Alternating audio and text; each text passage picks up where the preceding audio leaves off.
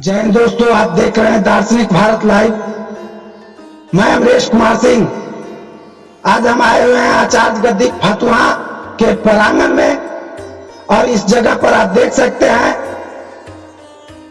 कि धनौती गद्दी से पधार करके तपस्वी बाबा आए हुए हैं इस आचार्य गद्दी का दर्शन करने के लिए। महंत ब्रजेश मुनि महाराज और भी कई लोग हैं।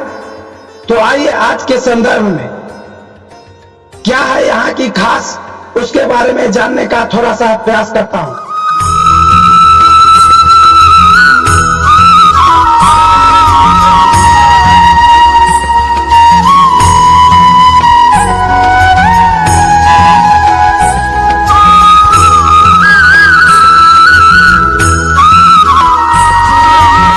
गद्दी फतुहा में पधारे हैं, आपका स्वागत है। आपको आने के बाद कैसा महसूस किए और लोगों को क्या संदेश देना चाहेंगे?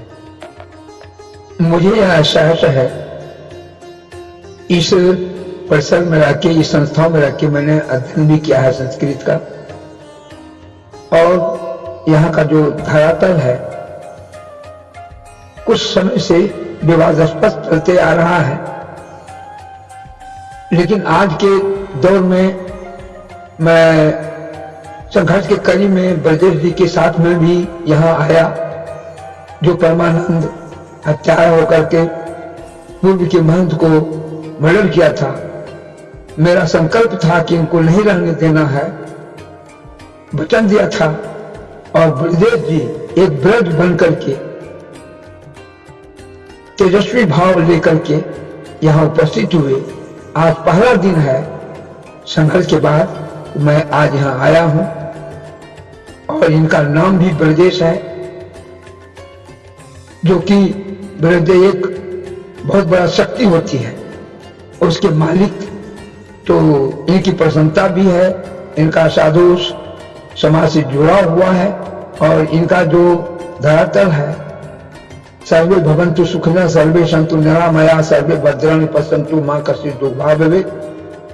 संस्था अगर जिंदा रहेगा, इस संस्था का जो उद्देश्य है यह कबीर संस्था है।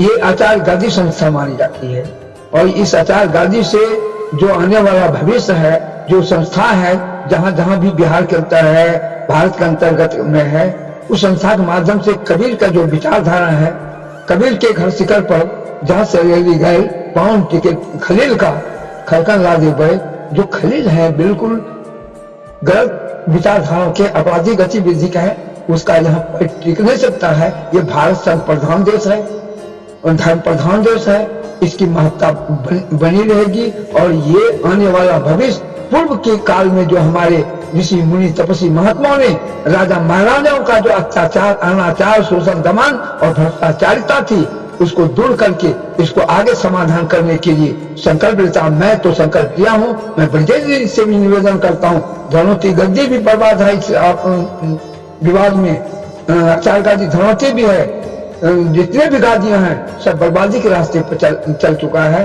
उसको मोड़ते हुए हम लोग एक साथ, एक दूसरे के साथ जोड़ते हुए और संस्था को आगे बढ़ाते हुए, और बिहार ही, ये बिहार हमारे संत महात्माओं का, भगवान बुद्ध का दिया हुआ बिहार है, जो भगवान बुद्ध यहाँ पूरे बिहार को, बिहार ही नहीं पूरे विश्व को बिहार के करार दिया। जो किसी भी गार्डन में जाकर लोग बिहार करते हैं, आनंद लेते हैं, ये बिहार क्षेत्र है। लेकिन यह हमारा बिहार क्षेत्र राजनेताओं के जो कदाचार है, भ्रष्टाचार है, अनाचार है, उसके कारण हमारी दुनिया में 3 ही आदमी आधारशील है, जिसके विकास से, जिनके सही दिशा से लोक कल्याण का काम हो सकता है, जिसमें है संत, दूसरा है धर्म नेता, राजनेता और पत्रकार। तीनों अगर सही हो जाए, त्रिवेणी धारा प्रवाह होगा। वह कौन? सत्य, प्रेम और सेवा। और सत्य से नहीं, बिहार ही नहीं, पूरे विश्व का जो विश्व युद्ध होने की संभावना है, विश्व युद्ध से सर्वनाश की स्थिति आएगी, वह बंद हो सकता है। इसके लिए मैं संकल्प ले चुका हूँ कि 1 साल मैं तपस्या करूंगा, और उसके बाद पूरे भारत को मैं संशोधित करूंगा, और विश्व का को एक नजर लगा, इसलिए कि यह भारत गुरु देश है। यहाँ से पूरे पुरातन काल के महाराजा भी बनते थे यही भारत में। इसलिए यह भारत रहेगा और भारत ज्ञान का देश है।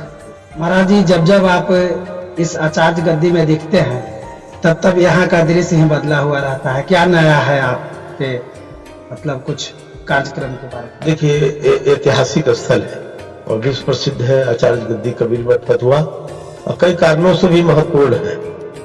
आचार्य गद्दी किसी जमाने में 500 साधु रहते थे, पठन पाठन होता था, इसको शिक्षा के क्षेत्र में बहुत बड़ा हत्या मर्डर भी हुआ, उससे भी हाईलाइटेड हुआ।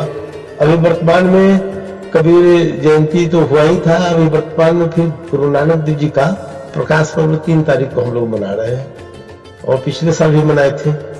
तो उसमें हमारे साधु संत जो है ना, मोकामा बेगूसराय से लेकर दानापुर तक के जितने भी संत महंत हैं, चाहे सन्यासी हो, उदासी हो, नागा निर्माण, वैष्णव, कबीर पंथ, सब कोई को आमंत्रित किए हैं। सब कोई आएंगे और भंडारा होगा संतों का। उसमें कल्याण मंत्री भी आ रहे हैं, अनुसूचित जनजाति का कल्याण मंत्री भी रत्न सदा जी जो बने हैं वो आ रहे हैं, और जत्थेदार पटना साहिब के ज्ञानी रंजीत सिंह ये आ रहे हैं, और भी लोग आ रहे हैं।